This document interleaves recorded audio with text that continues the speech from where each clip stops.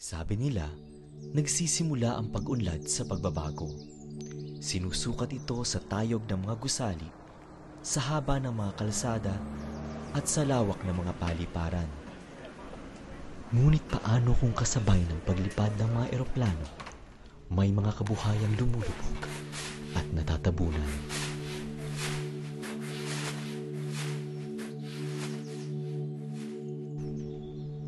Noong 1980s, isa ang Bulacan sa pinakamalaking producer ng asin sa Pilipinas. Ngunit ngayon, ilang barangay na lamang ang may asinan kasama na ang San Nicolas. Sa kabila nito, nananatiling buhay ang industriya dahil sa mga salt farmers na tulad ni Ate May. Hindi na mabilang ang butil ng asin na inanin niya sa 16 na taon niya sa DOS, isa sa mga natitirang asinan sa San Nicolas. 1996, nandito na kami. Nung ibinenta nung naging amo namin yung asinan, pumasok naman kami sa palaisdaan. 2009 uli kami nabalik dito.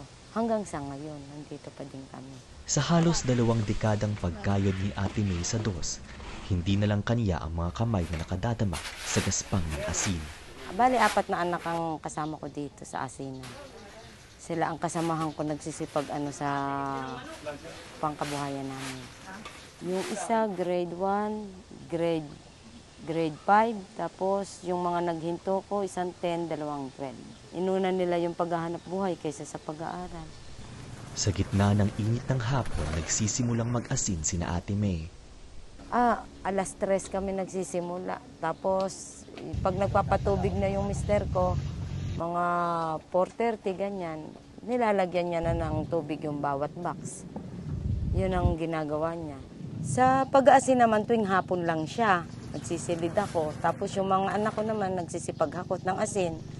Puspusang pagkayod ang ginagawa ni na Ate May upang anihin ang asin nila sa mga banigan. Sa loob ng mahabang panahon, hindi ganoon kaalat ang buhay at kita ni na Ate May sa pag-aasin. Iyan lang ang malaki ang pinagkakakitaan sa asinan. Sa pangingisda naman, kumita ka lang ng 500, 300, hindi sapat. Sa pag-asin naman, buwan-buwan naman kami, meron kaming libreng pagkain. Hanggang 6 na buwan yun, libreng pagkain. Tapos may naasahan pa kaming konting kita. Kaya mas gusto namin sa asinan. Saksi ang asinan sa pagmamahalan ni na Ate May at ng asawa niyang si Kuya Boy. Dito na sila bumuo ng kanilang pamilya. Binata pa kasi ako noon. Ay, mag-asawa kami ni May. Hindi na ako nauwi. Hanggang dito napipinos kami dito. Inabot na ako dito ng 15 taon. Tataray ka na yung panganay ko. Kaya 30 taon na kami yan. Matanda na. Sa mga nagdaang taon, dito nagtanim ng pag-asa si Kuya Boy. Ngunit ngayon, kailangan na niyang maghanap ng bagong lupang pagpupunlaan ng kaniyang mga pangarap. Maglilipat na ng mga gamit namin iba. Ang mga kailangan namin, nilipat namin ang bitas yan. Inantay lang namin maubos ang asin. Pag kasi wala ng asin yan, babaklasin ni Kamalig. Hindi kalayuan sa DOS, tinatambakan na ng lupa ang gagawing New Manila International Airport. Ang iba dito, dating asinan. Nagkakahalaga ng mahigit 700 bilyong piso ang New Manila International Airport na proyekto ng San Miguel Corporation. Ang lupang kailangang tambakan ay may lawak na 2,500 hectares o katumbas ng 5 UP Diliman campus. Kabilang sa mga natambakan, mga kabahayan at asinan sa Bulacan. Ayon sa San Miguel Corporation, 100 milyong pasahero kada taon ang magiging kapasidad ng airport sakaling matapos ito. Inaasahang maiibsan nito ang airport congestion sa mga kalapit na paliparan gaya ng Ninoy Aquino International Airport. Ngunit ang solusyong ito, matinding problema ang dulot para sa mga mag-aasin na katulad ni Kuya Boy. Wala na kaming hanap buhay dito. Buhay ngayon, mag-aaraw na lang ang mga parsilang palisdaan. Pag walang palisdaan na pag-aarap buhayan, tila may dragon kami. Dragon na lang.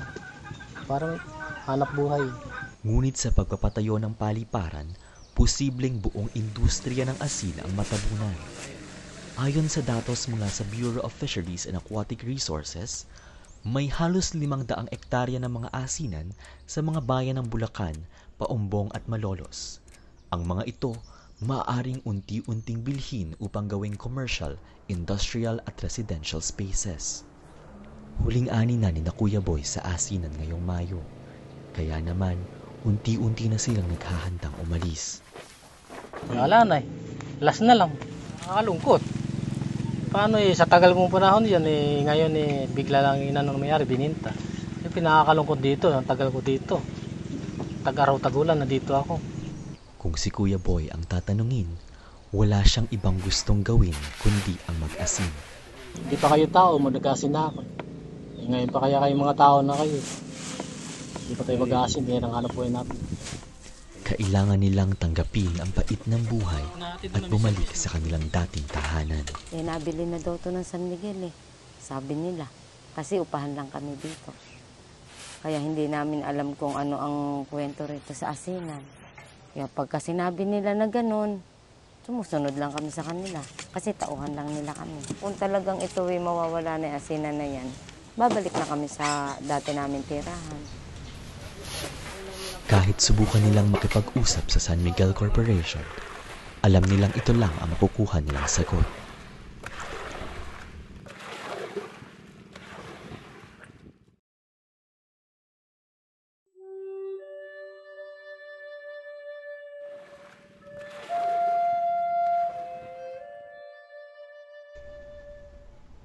Ayon sa website ng San Miguel Corporation, nagsasagawa naman sila ng mga programa tulad ng livelihood centers at housing support para sa mga apektado ng proyekto. Sinubukan naming kunin ang kanilang panig, ngunit hindi sila nagpaunlak. Ayon sa National Fisheries Research and Development Institute, matindi ang naging pagbaba ng salt production sa Bulacan. So during 1980s, actually, kasama si Cavite, Bulacan, Las Piñas doon sa top producing regions natin with Pangasinan and Occidental Mindoro. Nakita namin na land development yung naging top factor bakit bumaba ng ganun talaga kalaki yung production nila. Hadlang din ang kawalan ng namamahala sa industriya ng asin. Kunyari sa agriculture, sa palay, mayroong mga nag-oversee sa kanila. Sa asin, wala talagang tumitingin kung anong government agency. So, 2022 lang siya nag-start. Sa bisa ng bagong Philippine Salt Industry Development Act, nitong Marso lamang itinalaga ang Department of Agriculture na tututok sa industriya ng asin.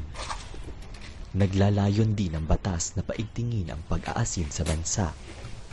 Ngunit kung isinasara na ang mga asinan, wala itong maitutulong para sa mga gaya ni Kuya Noel na mag-aasin at enkargado sa loob ng mahabang panahon.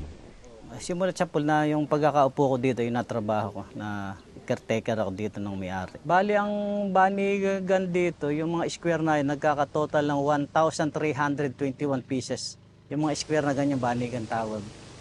Bawat isang tao naman dito, kasi 21 kubo to, bawat isang tao, mayroong may hawak na 53, 60, 83, 72, hindi pare-parehas yung hawak nila, conforme sa laki ng banigan.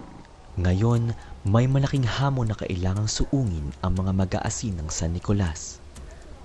Ang balita, pag doon naging airport, iyan isa sa pinakamagandang airport sa Asia. Siyempre, pag yun ang magandang airport, baka i-develop, mas maganda pa sa Makati ito, baka tayo ng mga building o commercial, ganyan ang gagawin nila diyan. Pag nagkatotoo yan, maaaring hanggang May na lang kami. Nitong Mayo, bumalik kami sa DOS upang kumustahin ang lagay ng mga mag-aasin. Malayo sa mga banigang hitik sa asin, sarado at lubog na sa tubig ang asin ng dati nilang pinagkakakitaan.